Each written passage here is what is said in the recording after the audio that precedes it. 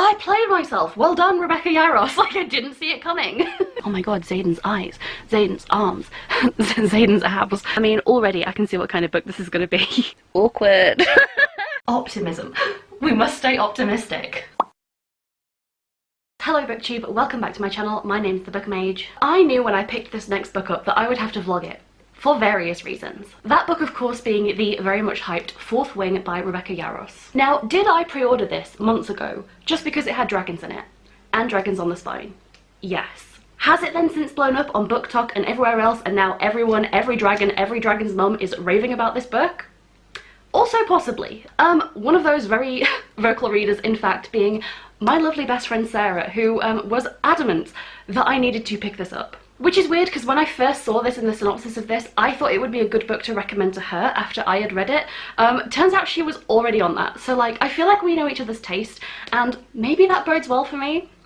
But also, I think I know my own taste, and I think that I just don't assume I will like this book as much as everyone else does. Because aside from the dragons, I don't typically tend to go for like the spicy romance fantasy. Essentially what you're in for, probably much like the hundreds of other channels all doing the same video, is I am going to be reading Fourth Wing for the first time. I'm going to be like live vlogging my reactions, I guess, which does mean that this video will have full spoilers. So don't watch this unless you've already read this book or you just don't care about the spoilers. I will also try and sprinkle in like context when I spoil things, in case you are one of those people that just want to hear like the tea about this book, I guess, without actually having to read it. So I will spoil everything as long as it's relevant to my opinions. I'm not going to hold back any of my opinions, so I mean, I'm hoping that I love it. So going into this, pretty much all that I know is that this is supposedly an adult high fantasy. Plot-wise, I think this follows a girl as she joins the like dragon rider school. It's like a magical fantasy school for dragon riders. I'm expecting maybe like a stabby kind of fantasy. Honestly, I loved Nevernight, so maybe if this gives me a little bit of like the Nevernight assassin school but for dragon riders, could totally love this. So I'm trying to be optimistic. That and my good friend Sarah did very kindly share some of her thoughts and like why she really likes the book and why she thinks that I would like it and why she wants me to read it. So she was kind enough to let me film a little clip of that, which I will now go ahead and insert. One phrase, sassy dragons. Sassy Literally, it's just sassy dragons has sold it for me. So many quick one-liners. Is this now like technically your favourite book? At the moment, yes. That's because it doesn't try too hard. It doesn't try too hard to kind of world build. It kind of takes you into the world as you go through the story. Sometimes there's nothing worse than like trying to learn everything about this world before you actually learn about the characters. Okay. Which is nice. I really like the female lead. I think it's good for accessibility and raising awareness of like physical disabilities and how restrictive they can be. That's really important, and I feel like there'll be a lot of people that do struggle with like chronic health problems and stuff like that that can really get on board with this book. I don't know anything about this book, so As you are somebody with chronic health, reading about a character that struggles with chronic health and like it not take away from her being a total badass, that really kind of like resonated with me and made me feel like yes, I can go out and tackle life too. So yeah, I should be in for a book with some good chronic illness representation and also some sassy dragons. I'm not hearing anything bad so far. If you feel like joining me to read this because I'm like the last person on BookTube to do so, stick around, I guess, and let's see how I feel about these dragons.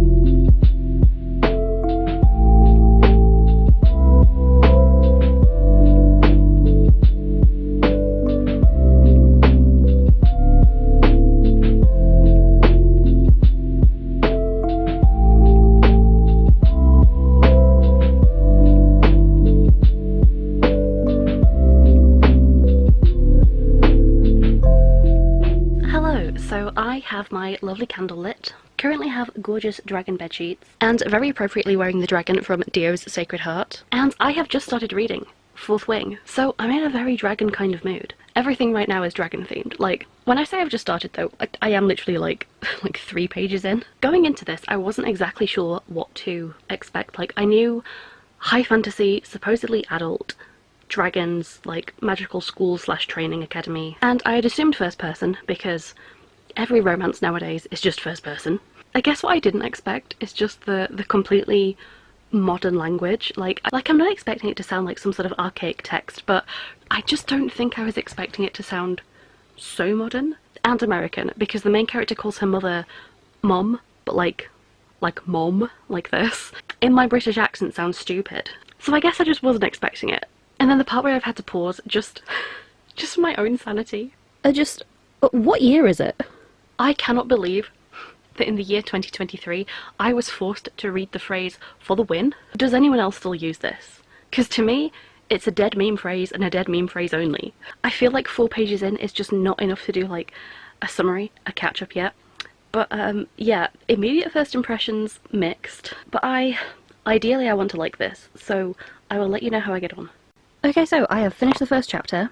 One thing that I like that this book does is when they have like books from like within the book universe quoted within the book. I always like when any book does that. It's always like a personal bonus point for me. So I am starting to understand like what kind of book this is, and so far in the first chapter we have our main character Violet. She's the daughter to like, I can't remember her title, but like her mum is somebody very high up in like this draconic military that sort of runs their country, or at least like the dragony military aspect of it. She clearly has some sort of like unspecified like physical chronic illness. I'm assuming we'll get like more details as things go on, but at the moment it just seems that like she's small, she's weak, she's tired, and her mother is forcing her to join the Dragon Riders, so she's been training to be a scribe like her dad all her life. But Mum has other plans. Or sorry, Mom has other plans. And the only way to get to like the actual Dragon Rider school part, like the first test, is to walk across this thing called the parapet, which is basically just a very long, tall, high up bridge, I guess, and not fall off.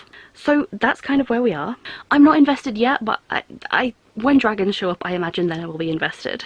We did get our first sex joke on page 9. I mean, already I can see what kind of book this is going to be. I think the author is like better known for writing spicy stuff. But yeah, so far the prose is maybe not thrilling me. It does read very young, but it is also like very modern in the way that people speak, and because it's first person, I guess that's just like what the entire prose is like. It's the way that Violet would speak it, because we're in her head. I'm trying not to let it affect my opinion of the book itself too much. I mean, the thing is, I can read a book that might technically be less eventful or less exciting or like just more boring than this, but if the prose is good, I will read a book because it is written good. And I feel like people tend to get like snobby about it, but sometimes like it is the written word, and like sometimes I don't always care what the topic is. If it sounds good, if it's written well, I will enjoy reading it, or at least I have like a very high chance to. And like, I'm not saying that everything has to be like, oh, what have I read recently, like Scott Lynch, Anne Rice, Samantha Shannon. I'm not saying it all has to be like very high caliber. I am just kind of trying not to let the fact that this book sounds like it was written by a 16-year-old pull down my enjoyment of it, because I feel like it's just this specific genre of fantasy of you're not supposed to pay attention to that. I know this is going to be heavily romance focused. Not every book needs to have fantastic prose. I know it would make me enjoy it better, but I'm trying to think of this in the way that like, if fantastic prose is like a gourmet meal. I mean, sometimes I am a fiend for chicken nuggets, so like it doesn't need to be fancy. So I want to like give this book like my absolute best, and I'm really hoping that I can really like latch onto something and like it, because I have done that for many books in the past that are like of a similar quality or caliber to this. I'm hoping. What I have less hope for, just again with the way it's written, like it's not necessarily tropey, but it's they meet a guy like when they're on the way up to this bridge to like begin the test, and first of all his name is Dylan, and already I'm thinking, sir, your name is not fantasy romance book enough to be an actual character in this book. So of course Dylan dies immediately, falls right off the bridge. But it's the fact that like you so know he's going to die. I mean, first of all, just because his name's Dylan, but second of all, because like on the way up he's like clutching this like wedding ring that he's wearing around his neck, and he's like, oh yes, once I get out of here I'm on my way to meet my betrothed, and I'm like, Sir, are you telling me that you're like one day away from retirement? You are falling off this bridge, and fall he did. It's that level. It's just that level. Speaking of the fact that his name's Dylan, there's one other name came up. I need to flick back to see what it was. The first time on page 13, Violet's sister tells her to stay the hell away from Xaden Riorson. I don't know how to tell you. I know for a fact whoever this man is now the romance. I know this. Number one reason I know he's the romance is because his name begins with an X. If your name is Dylan, you die. If your name begins with an X, you are the lead love interest. And secondly, the fact that her sister's telling her to stay away from him means that, like, they're going to be, like, enemies to lovers, and it's going to be, like, dramatic and spicy, and, like, I know where this is going. This book is not going to surprise me at any point, but, like, I'm trying to have a good time about it.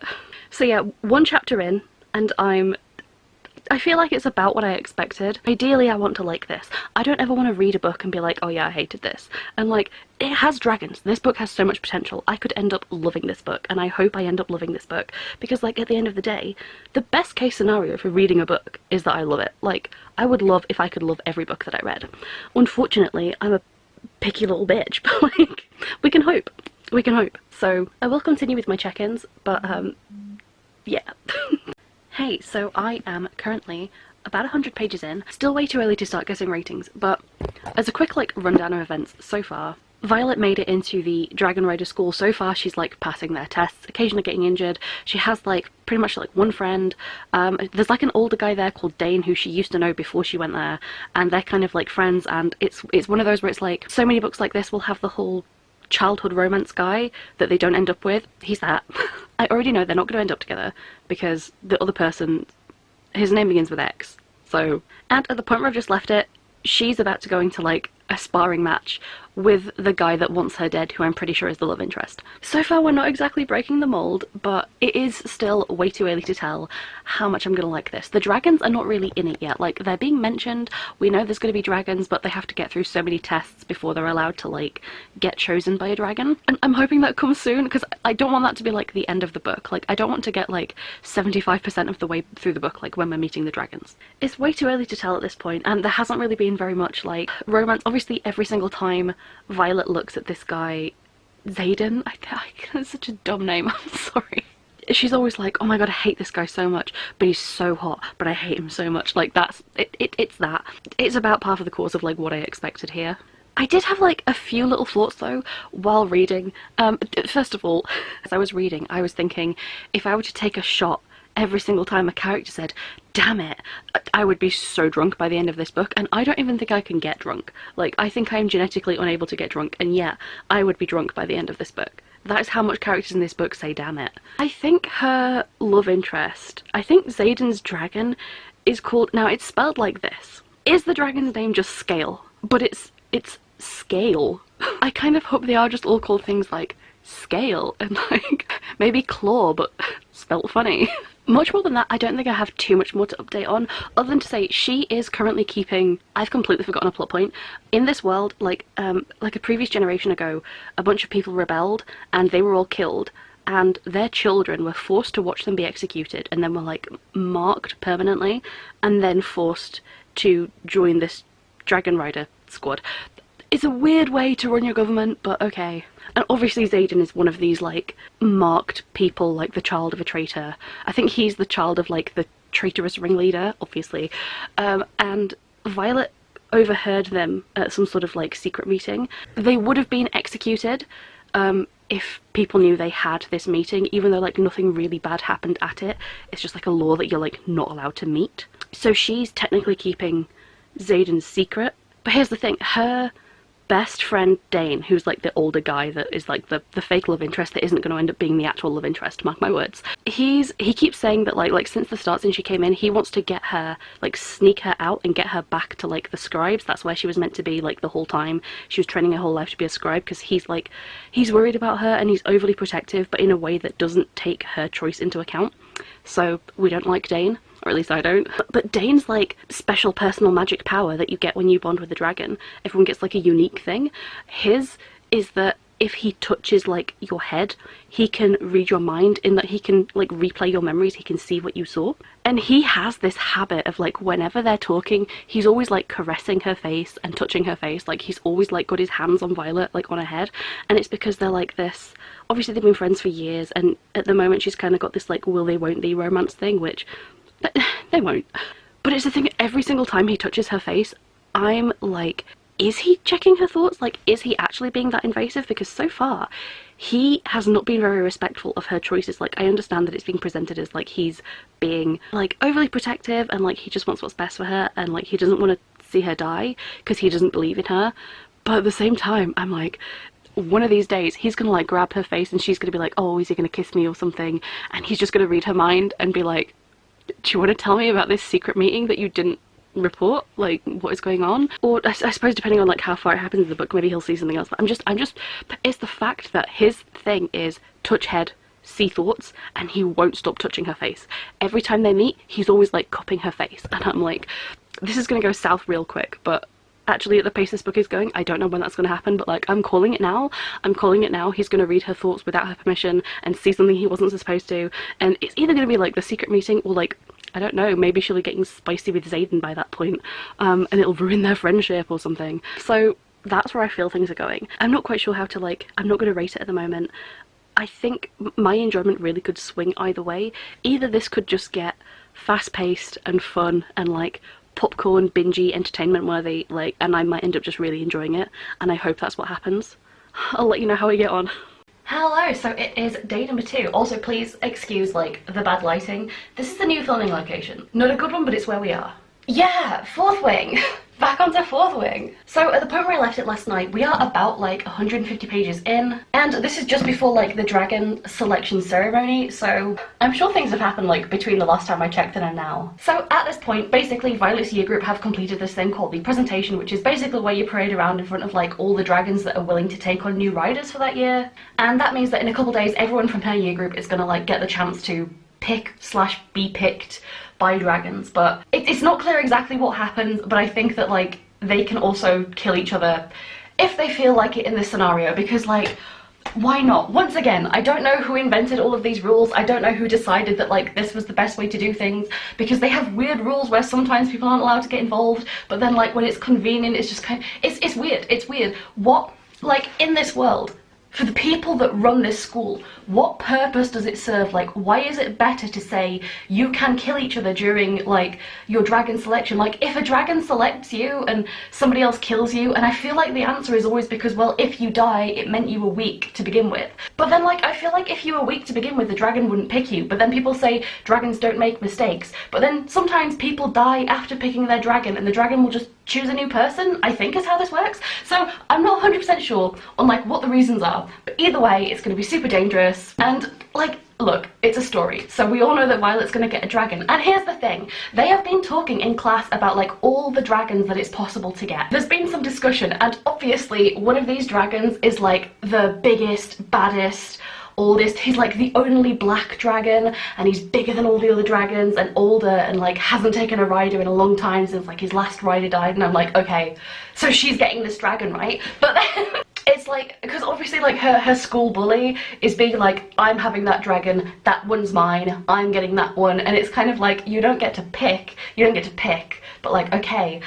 So like, obviously it's kind of like, oh, is like the smallest, scrawniest little girl in this school that's like the underdog gonna get like the biggest, most badass dragon? But here's the thing, we've just read this, and there've been a few little like tidbits dropped in about these dragons called feather tails. Dragons have like different shaped tails, and they haven't seen one in like, they don't come to like the choosing bit, like they don't take riders or whatever. But then at this ceremony, there's a teeny tiny little golden feather tail, and everyone's like, oh my god, it's so small, but it's like bright gold and like shining in the sun. Like, okay, so is she getting the big giant like mean black dragon that's like intimidating to everyone else, which I feel like is where this is going? But also, there's now this other super special dragon, and it's kind of like, look, Rebecca Yarros, I know you had us in the first half where it was like, yeah, super special, like, she's the super special main character, so she has to have, and I'm like, which one of these dragons is the most special? Which, if you had extreme main character syndrome, which one of these two dragons would you pick? Is it like the super shiny, unique, like never before seen, tiny golden feather tail, completely unheard of for taking a rider? Or is it the big badass dragon that hasn't taken a rider for a long time, the only black dragon willing to bond, the most powerful, the most cunning? It's like going through his qualities and he's like, he's the most cunning and the most smart and he's like the most ruthless and powerful, and I'm like, okay, quit with the adjectives. And like, honestly, at this point, I'm trying to work out in my head which one of these dragons she's gonna bond with based on which one is like the most special snowflake.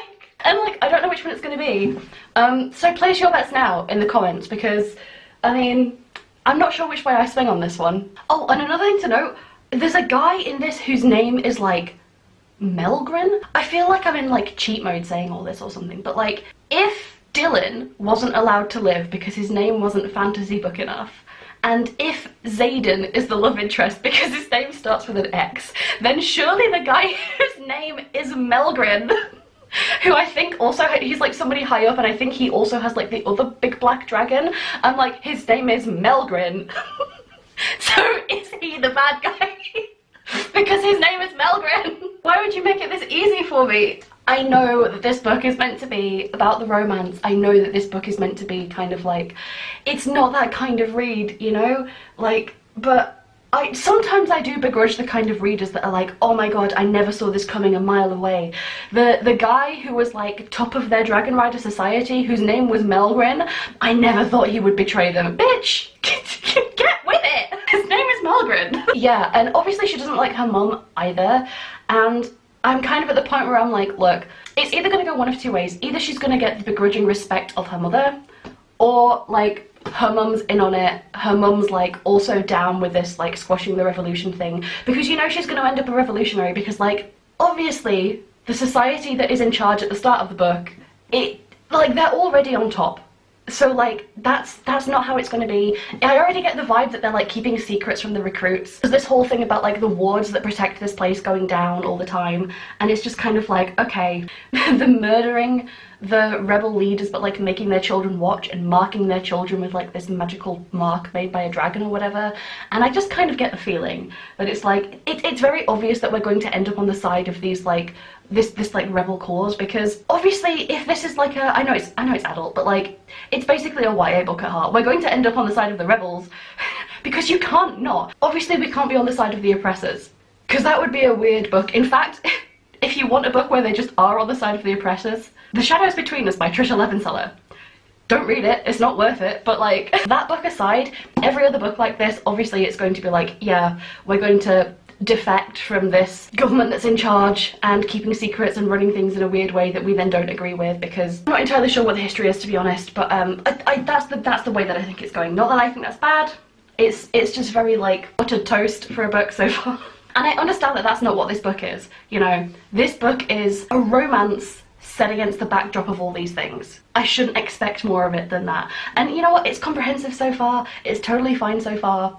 I'm not disliking anything. I feel like I'm ragging on it a little bit, but like, the thing with the names is really making me laugh. So yeah, I feel like it's still too early to call it at this point. I think I am enjoying this, like I'm getting through it fairly quickly. It is engaging, I will give it that. It is easily readable, easily digestible, and I feel like if this is the kind of thing that you tend to gravitate towards, I would say it probably does end up being very binge-worthy. I'm not massively invested yet.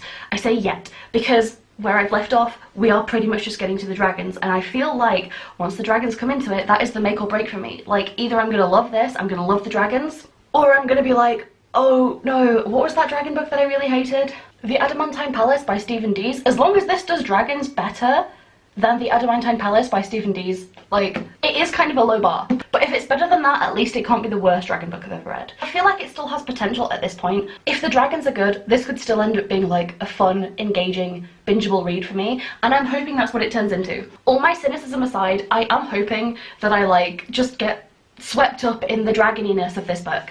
That is the hope anyway. And I will say, at no point have I considered DNFing this. At no point have I thought, yeah, I really hate this or don't like it. So while I'm occasionally giggling to myself for reasons the book may not have intended, it is by no means a poor reading experience. So optimism.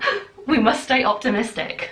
And with that, I'm going to get back to reading, because I know my friend is going to want to know the outcome of this sooner rather than later, and I don't want to keep her waiting. So yeah, wish me luck. Let's go meet some dragons. Plot twist. So it turns out that instead of getting the big badass black dragon, like the only black dragon that year that's like super old and super powerful and like bigger than everybody else's dragon and like super badass, or the super teeny tiny underdog, super rare, ultra unique golden feathertail, she just gets both. She just gets both. She's the first rider in the history of anybody's records that gets 2 dragons, and they're both the most specialist dragons that she could have had. Oh, my logic was my own undoing. The fact that I was sat here the whole time trying to work out which one between like big badass black dragon or tiny underdog unique gold dragon, which one was the most special snowflake, and I spent nary a second to consider the fact that the answer to that question is both. The most main character thing you could do is have 2 dragons. I played myself. Well done, Rebecca Yarros. Like, I didn't see it coming. Again, I'm not hating on it. I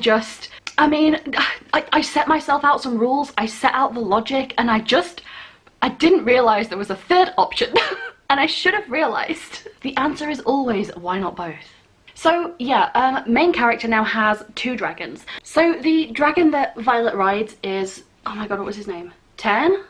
It's short for something longer that I did not commit to memory, which is rare for me, but I didn't think it would be important, so I didn't. And the smaller little gold dragon whose name, she's called Andanen. So, I mean, at least not every dragon's name is just like scale, but spelt a bit funny. I say that as though one of my favourite childhood books was an Eragon, which is just the word dragon, but the letter D changed for the very next letter in the alphabet, so like, I'm on no high horse here. But yeah, my question at this point, I guess, is because every dragon rider gets like a unique like X-Men style ability. So it's like a quirk, it's like a Hiroaka, it's like a quirk, right? And they're called, I think they're called signets. So every rider will have like a unique signet, and it's meant to like signify the unique bond that that specific person has with that specific dragon. So if that person had like been accepted by a different dragon, they might end up with a different signet, a different power. And obviously because her big scary black dragon Tern is like super powerful, she's probably going to end up with like a lot of magic and like a really powerful special ability. But if she has 2 dragons, does she get 2 powers? I don't even know why I'm asking this question, because I've already come to the conclusion that the answer is always whatever is the most super main character answer to pick, and the answer is yes, she will have 2 powers. Maybe she will have 3 powers. Oh, another thing, that's the other thing. The dragon that she's now riding, Tern, the big scary black dragon, his old rider who died trying to save Violet's brother Brennan. And so like, can't remember what the name of Tern's old rider was, but I'm assuming that they were like in love with Brennan or something, because my immediate thought when it comes to a book like this is just that the reason for everything is true love. The reason for everything is a relationship. I don't really want to spend too long like trying to think up what's happening with like the revolution and stuff like that, and how like, the secrets, like, is her mum in on stuff, and like what was her brother doing, and like her dad's mysterious sudden death immediately after her brother. My prerogative here is really not to be investigating and like trying to figure out what's going on in this book, because I think I assume that this would be like maybe a trilogy. I think this is gonna be, is it gonna be like 5 books? I'm gonna have to buy 5 books. My paycheck, my wages. I mean, if it turns out to be good, fair enough. I mean, fair enough. 5 books on dragons, not so bad. 5 books on romance, but 5 books on dragons, yeah, okay. I don't know how much I should be trying to, and not necessarily trying, I don't know how much I should be thinking about the plot like that, because I feel like the way these books are, it's the romance and you're here for the romance and you're just fed the plot when you're needed it. Whereas like every fantasy book I'm used to reading is like, you want to be looking like 10 steps ahead. Don't even get me started on trying to read like The Lies of Locke. I will be doing a reread of that and I swear it'll probably get me, like, it'll trick me again. With this, you're not, I don't necessarily think you're meant to do that. Usually when there is foreshadowing, it does beat you over the head with it.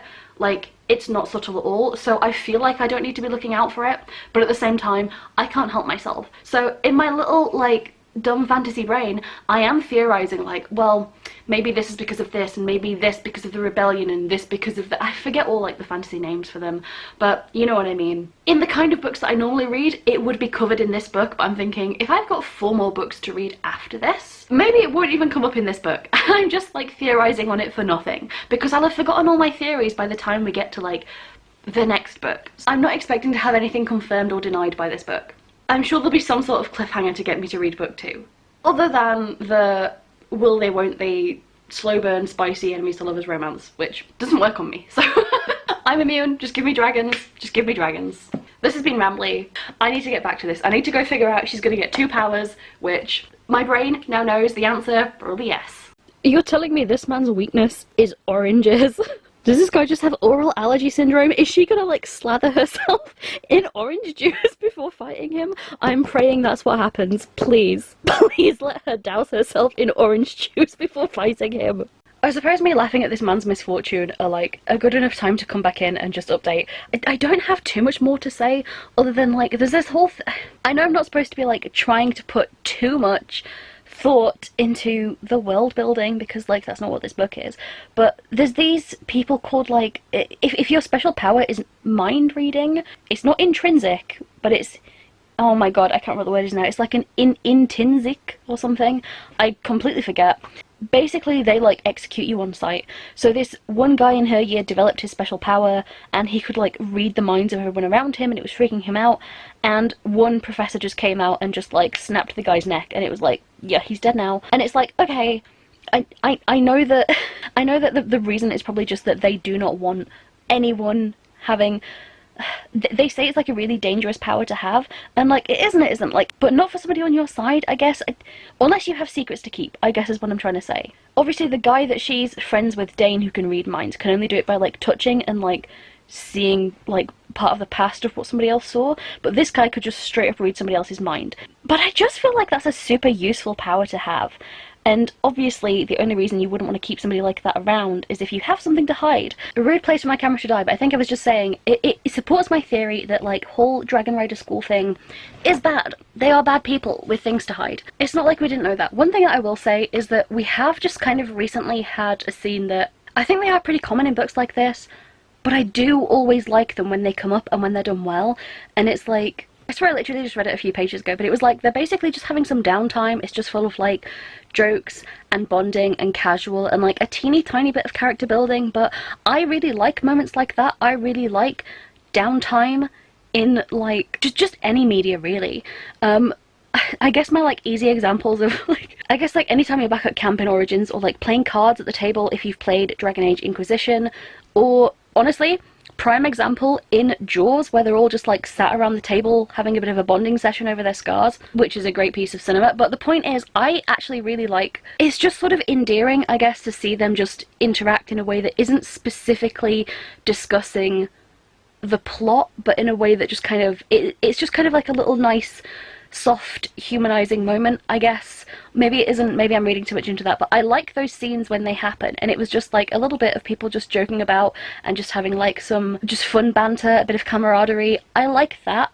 I don't necessarily care about the characters too much yet, but I like that. That is the kind of thing that when it happens occasionally does eventually endear me to characters. So see, look, I'm trying to be fair. Everything that makes me laugh I'll point out, but when I like something I'll also point that out. I'm still not 100% on the dragons yet, actually. They feel, I know they're dragons, but they almost don't feel dragony enough. I don't know if that's just because I'm used to reading, I don't know. I think it's because obviously the nature of this book is kind of like, it is like a casual, chatty, sassy kind of dragon. Not in a bad way either. Seeing this very big, like obviously everybody else is scared of him, but when he's in her head he's just kind of like gruff and sassy, just kind of like a, I think she calls him like a curmudgeonly old man, and like, I get that. That's one way to do it. So again, I don't dislike it. I definitely prefer dragons done differently, but I don't dislike when it's this way, and I see why it is this way because of the way that this book is. We haven't totally seen a massive amount of the dragons yet because they've just been like doing flying practice and like speaking in each other's head, and I'm really hoping to get some, what I really need honestly to get invested in like characters and character relationships, I need like near death shit. I need them to be like flying, fighting on dragonback. I need them to like bond in battle sort of thing. Like, I don't know if we're going to get to that in this book because, like I said, I think this is going to be like a 5-book series. I'm going to guess we're going to get that at some point in this series though, maybe not this book, but I feel like that's the kind of like dragony bonding that I like, because like you can't just bond over a chat with a dragon. Like, there's got to be flying, fire breathing, do you know what I mean? You've got to make the dragons dragon. Like, the dragon needs to be dragoning. So yeah, I think I'm also now more than halfway through the book, and it's weird because I still think it's too early to call how much I'm gonna like this. I would say it's sitting at about 3 stars at the moment, because it's nowhere bad enough to be a 2 stars, but it's nowhere good enough to be a 4 stars. So we're sat like right in the middle of mediocrity at the moment, and I'm hoping it goes one way or the other, because I hate when books are just so, I mean, I don't hate it, like obviously I guess I prefer as a reader to read a 3-star book than a 1-star book, but as somebody who talks about books online, sometimes there's just more to say when a book is bad. Like, either be really bad or be really good, and just let me rant about it. But if you're just okay, I guess you're just okay. And so far this book is just okay. And I can't remember if I mentioned, but I probably did and just forgot, but the fact that fucking, his name, fucking Xaden Riordan's dragon scale is like the life mate of Violet's dragon Tern. So obviously, because their dragons are mated for life, it means that Violet and Xaden are like bonded for life because their dragons are bonded. Awkward. We're so close to the Sarah J Maas territory of like being fated mates for life, do you know what I mean? But in this case it's because they're bonded to dragons who are themselves bonded to each other, and it's kind of like special life bond, one of us dies, the other dies, like we're literally bonded by the soul or whatever. And I'm like, I see what you're doing here. It couldn't have been any other way. Like, we had to go this way, we just had to do this. I'm not hating on it. Not yet. I will wait to see how it is executed before I pass my judgment. At least I can say I think I'm having a good time. Whether it's because of this vlog or because of the book, I don't know, but like, something about this is fun so far. So and I think because I'm literally now like upside down at this point, it's time to sit up and keep reading. Maybe I'm just getting manic because of all the blood rushing to my head, so I'm gonna go. So I think I briefly noticed this when I was like looking over the map in the front, but like, is it me? Am I being dumb? Is Montserrat just like actually a real place? No, yeah, I was right. It definitely is. So I guess they're just in the Caribbean right now. Is that a case of the author just thought they made that word up and like didn't check? Because the only other author I've known do that was Bridget Collins. I would just like authors to please double check where they're setting their fantasy books. I swear Dane is starting to get tied for like most annoying bookman with Kale from Sarah J Maas's Throne of Glass series. This man, oh, every time he speaks I'm just like, shut up, Dane. Just shut up. Every single word this man says is so annoying. Every single thing he says is just so unattractive. It's just, he's giving me the ick. Every single time this man opens his mouth, I get the ick. The only thing about this is, if he ends up being in like all of the books, because I think we're getting like 5, I really hope that in Throne of Glass fashion, there's just a book that he just isn't in. Like, he just inexplicably isn't there for a whole book. That is my hope. That is what I need. I need this man to not be in this book anymore. Just starting chapter 28 and finding basically a Batman quote. And the explicit spice begins. I knew it. I knew it. Dane was reading her mind. I knew he was a little bitch all along. I've been onto this guy since the start. I know it wasn't subtle, but like, I'm just glad that I can just like openly hate this guy now. So I finished Fourth Wing. I think a big feeling for me upon finishing this book is that I just think it's kind of lackluster. I don't know whether that's because I've heard so many, like, I think this is now one of like the highest rated books ever on Goodreads. So like, I can see how it happens, I can see how it takes off. I'm just very aware that this book wasn't for me.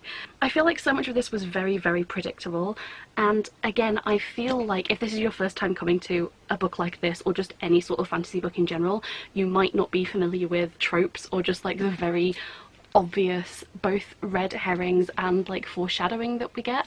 Like, I was laughing my ass off reading this book for the first time. Like, in the opening chapter, a guy whose name is Dylan in a fantasy book, first of all, not happening. Second of all, constantly saying things like, oh, I'm getting married the second I get out of here, I'm wearing like my fiance's ring, I'm definitely not gonna die. He literally says the words, I'm not gonna die, and then immediately falls and dies.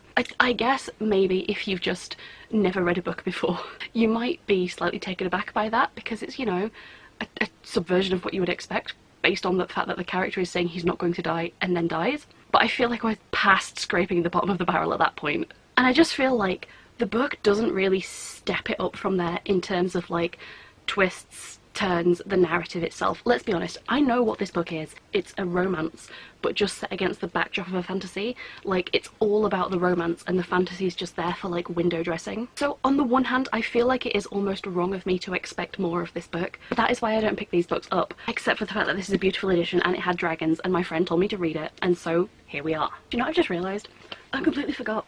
I got these dragon horns. I dug them out just for this video and I forgot to wear them. See, like, it's not for lack of trying to get into the vibes, I just don't vibe with this. So yeah, I should say, to wrap up the plot at the end, basically, they do these things called like war games before graduation, which I guess is like a simulation of like a mission. All of like the marked people, the children of like the previous generation of traitors who are now all dragon riders, all get sent off to this one specific place, and obviously Xaden brings Violet with them, mainly because again their mated dragons can't be apart for a long time, and that's like a plot point. They go off to this place where they think their mission is, and when they get there it's not actually a mission. The higher ups from the school have like set a trap and they're left there to be killed, and it's honestly not really clear how they orchestrate this, because Xaden and his like rebel friends have been running weapons to like this outpost which is near this village, and they've been meeting up with these griffin riders, and for the whole book you're told the griffin riders are the bad guys, not that you actually really ever see any. They're delivering stuff like outside the wards to this, I guess, like meeting place to funnel weapons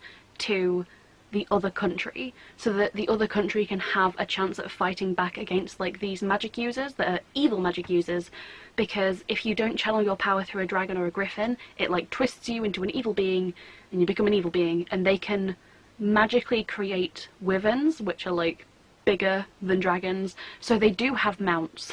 Stick with me. The whole point of Xaden and his rebellion is that they know that these monsters and like these magic users are real.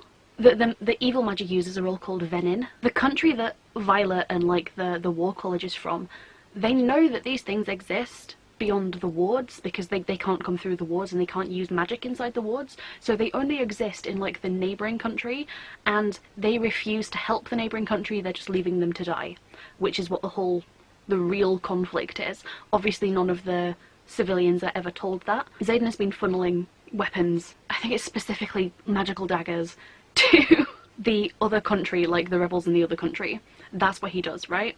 And their meeting place is like this little outpost. And so obviously when Dane touches Violet's face one time, he learns that they've been going to this place. He doesn't know why, because Violet doesn't know why. He just knows that it's illegal for them to do this for any purpose. So I guess he must have told his superiors, probably his dad, who is like an important general or something, I don't know. They're all sent off to do their wargame graduation type mission at this outpost. So they kind of know something's up, because it's like too much of a coincidence to like, why would they send us to this outpost? But the thing is, when they get there, they get attacked by Venin and like the wyverns and everything.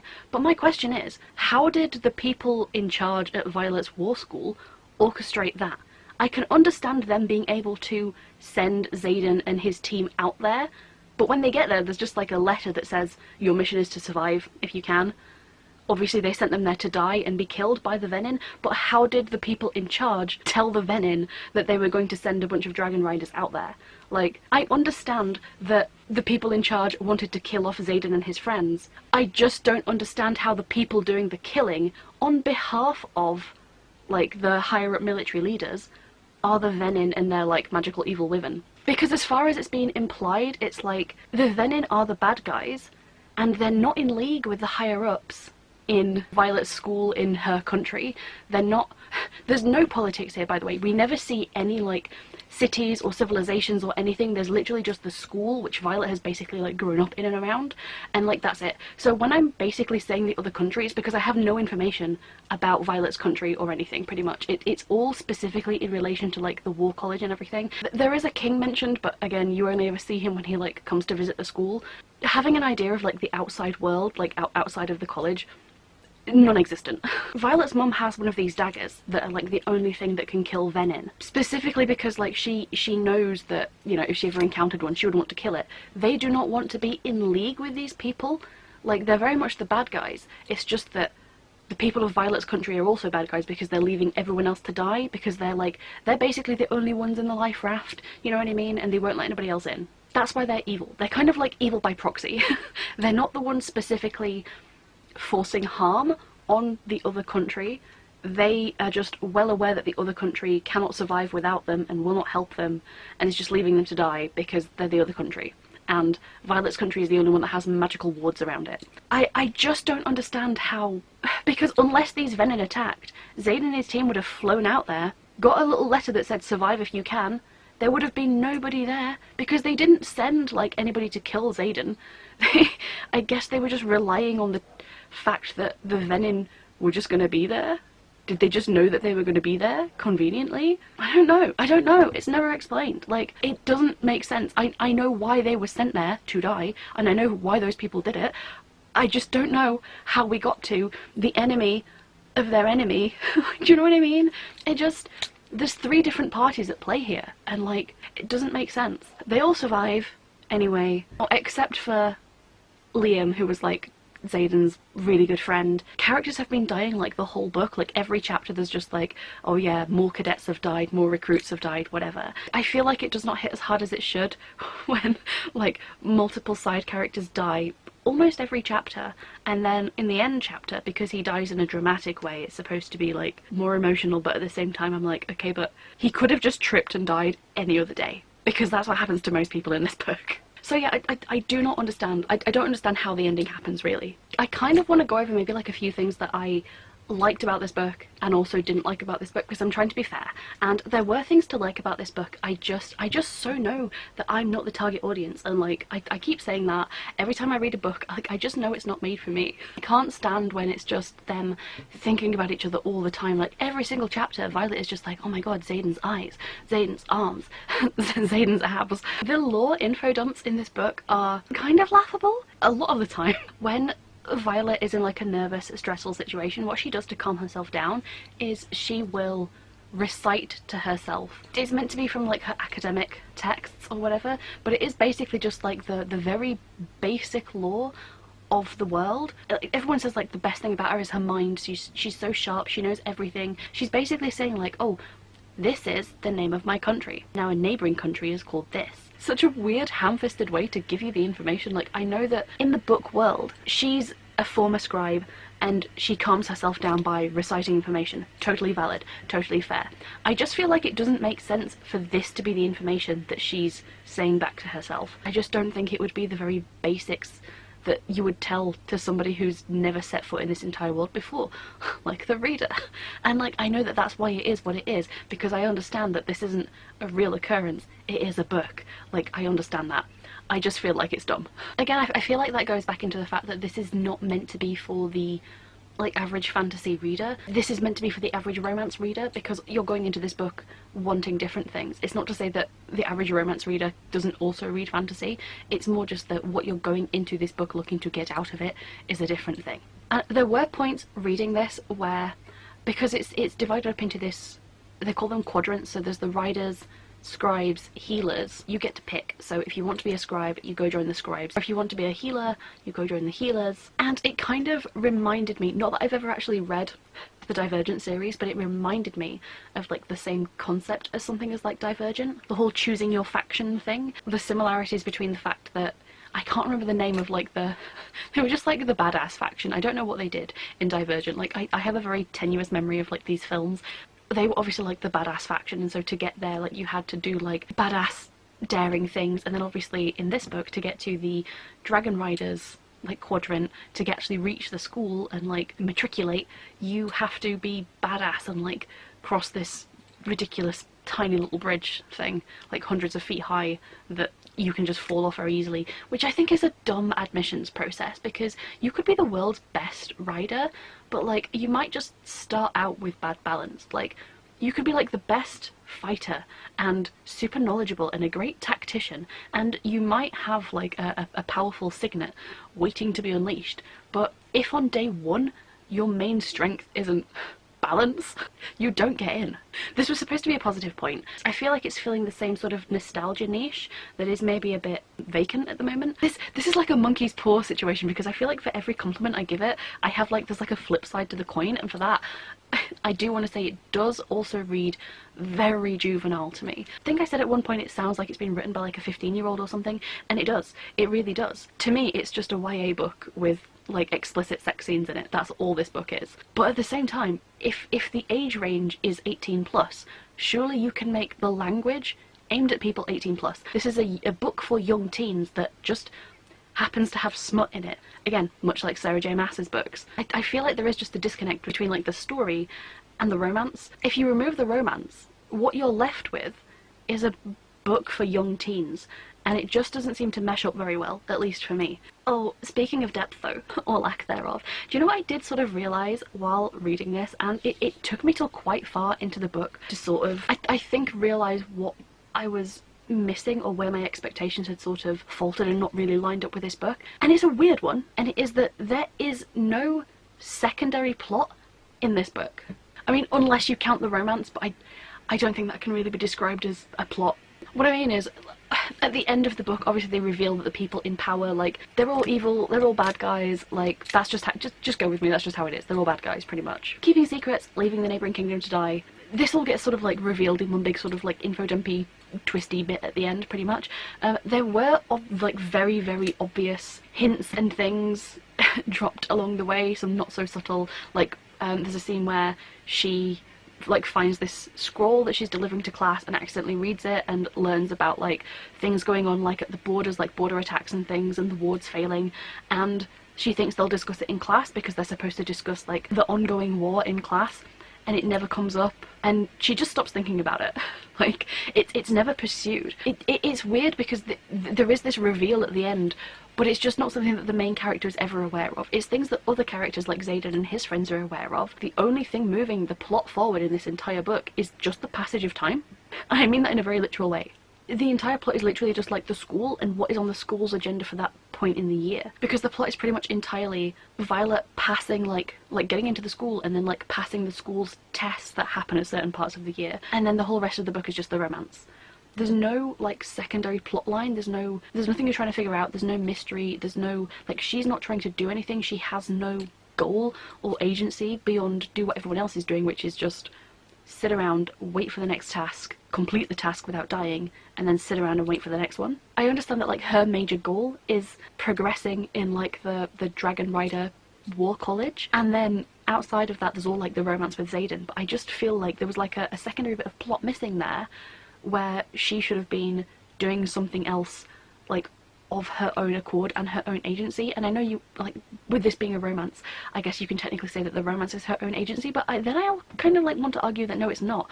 Because while, however, her and Xaden feel about each other is its own thing, their dragons that bonded to them are themselves, like, a mated pair for life, which means that Violet and Xaden are bonded for life anyway, regardless of the romance. So I feel like that choice was already made for her anyway. So yeah, I feel like the only place where Violet is making decisions pretty much is just character interaction, or like the specific way in which she might make accommodations for herself to get through certain tests. There's no mystery, and there is technically for us as the reader, as we get these little hints that like maybe the school is corrupt and whatnot, and like obviously if you've ever read a book before, you'll know what's going on with like Xaden and the rebels, and you'll be able to pick up on like all the not so subtle hints that the author is giving you, that the people in charge, the people in power, are obviously corrupt. Obviously that's not really a mystery, but even if you want to say that that's a mystery for the reader, it isn't a mystery for the characters because they're not paying attention to it. Like, Violet never thinks about anything like that. I just feel like there needs to be like a proper secondary plot point there to just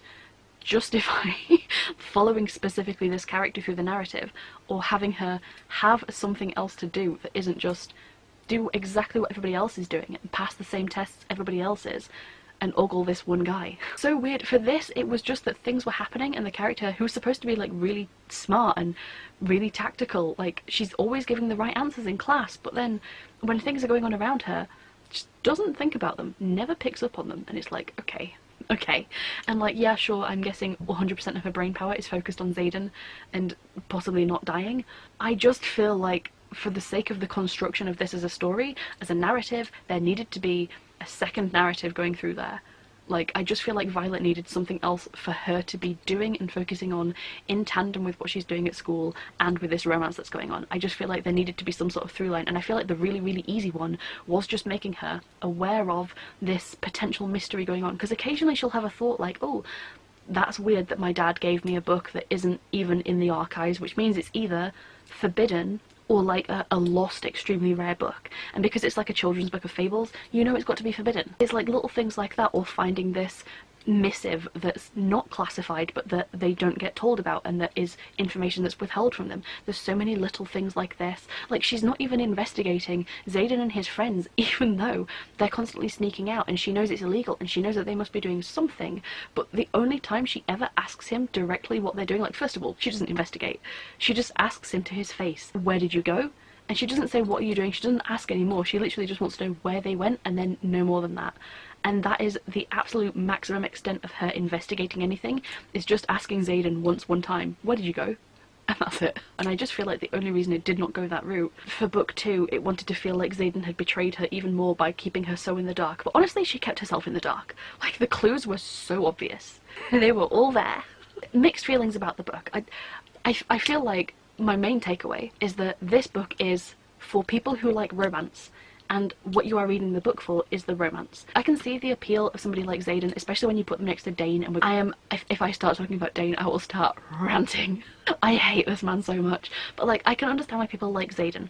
He's not for me. I'm so sorry. Throw me a sad dad once in a while, but like, the whole, like, I get the whole, oh, he's like this tortured rebel, and he's like, I think she wants him to come off as kind of like a bad boy, because he's like, you know, the son of a rebel, so he's obviously got like this, oh, tragic past. He's got to have the tragic past. He's everything that she probably shouldn't go for, but wants to go for. Then there is Dane. Do we even have enough time to go through how much I don't like Dane? Every single time this man opens his mouth on the page, what are you doing? Every single thing he says is to contradict Violet. Like, she'll say something about her own opinion, or something that she's seen, or something that she knows, and he will just say, no, you're wrong actually, because the rules say it should be this other way. I think at one point I sent a text to my friend Sarah being like, how many sticks does this guy have up his ass? And can he pull out a bundle of them, make a ladder, and use it to get down off my back? Because I am so sick of this man. I am so sick of him. He would not stop. He would not stop. Every single time there was a chance to undermine Violet and like tell her how weak she was, how useless she was, you can see how little he actually thinks of her. And the fact of the whole like him invading her actual mental privacy, jail, 1,000 years jail, executed, burned at the stake. I want this man dead. I want this man dead. I think I said I was going to put him in the same box as Kale Westfall and like shake it really hard, and like, because that's the thing, this is the same man, same bitch, different font. If you know how much I hate Kale, I hate Dane. Like, I hate, at least Kale had the redeeming qualities of not being in at least one entire book in the series, which is so thoughtful. I love that, thank you. I feel like he's worse than Kale. I feel like Dane Atos, who I have taken to calling Dane Atoser, is so much worse than Kale Westfall, I have decided. I personally, I wouldn't even call it a love triangle, because like, you know from so early on that Violet is just not into this guy. As we speak, my friend Sarah is actually messaging me, and I do not know how to break all of this stuff, because this is like her favourite book. These are all my reactions to reading Fourth Wing, like in real time. I feel like I should post these somewhere. Wait, what did she say? My friend's immediate reaction was, she says, I feel like the quality of the writing isn't as high as your standards. Which, yeah. Okay, she's now asking me how would I rate the dragons. I don't know how I would rate the dragons specifically. I would say that the dragons were the high point of the book for me. I do like Andana, whose full name I think is Andanorum, like Aurum, like gold. I feel like if there had been more of the dragons, I might have given it a higher rating as well. I feel like my final takeaway for this book is a 3 stars. It's nowhere a 4. Books that I've rated 4 stars include things like The Justice of Kings and The Blade itself. They are 4-star books for me. I'm not sure if I'm just being biased because I want to give it a higher rating, mainly so that I don't annoy my friend. It was engaging enough to read because I managed to get through it quite quickly, and I did not feel bored at any point. I didn't feel like DNFing it at any point. The only points where I thought it really dragged were maybe like the last 100-150 pages. I just felt like something about that part just kind of got slow for me. I realised I was like probably like the last person to read this book, and honestly probably the last person whose opinion you actually care about in relation to this book. I feel like the kind of person who's going to like this book and care about it is not the kind of person who frequents my channel. I mean, at least I can say that I've read it and like I know what the hype is about. I guess thank you for watching. If you've read this, let me know your feelings on it. Like, I totally feel free to talk to me about any part of this book at all in the comments below. It is so fresh in my mind that I could have a conversation about any part of this book, whether you love it or whether you hate it. Like, feel free to rant at me below. Obviously, leave me a little dragon emoji if you made it this far in the video. Sorry that this was kind of everywhere, and Sarah, please forgive me. Please stay my friend. I'm so sorry I didn't rate it higher. Otherwise, that's it from me, and hopefully I'll see you guys in the next video. Bye!